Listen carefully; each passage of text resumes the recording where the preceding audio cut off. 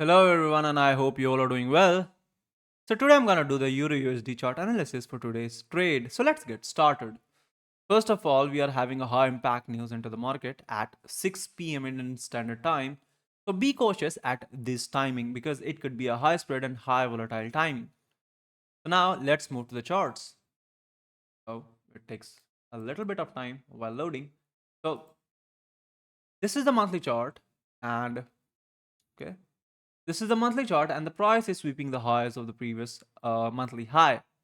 So the price literally moved into the downward direction. So let's move to the smaller time frame, that is weekly, to see what do we have within it. So this is the weekly chart, and we can see that the price has respected the FVG of the weeklies and moved into the upside direction. That means we are, sorry about it, we are still uh, respecting the bullish order flow, and the price is moving into the further upside direction. So let's move to the dailies now to see what do we have within these candle ranges.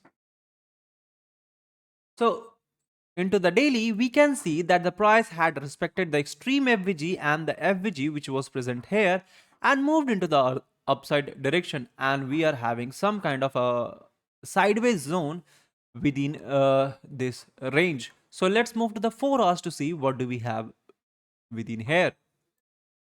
So this is the 4-hour chart, and what we can see is that the price had respected the extreme POI of the 4-hour, that is extreme FVG, and moved into the further upside direction. Though we can see that the price had swept the lows and then moved into the further upside direction. So we are currently having this FVG at this price range, and the price is moving into the upside direction. So for now, if we are going to disrespect this FVG, most likely we are going to take all of these equal lows and the price is going to move into the downward direction.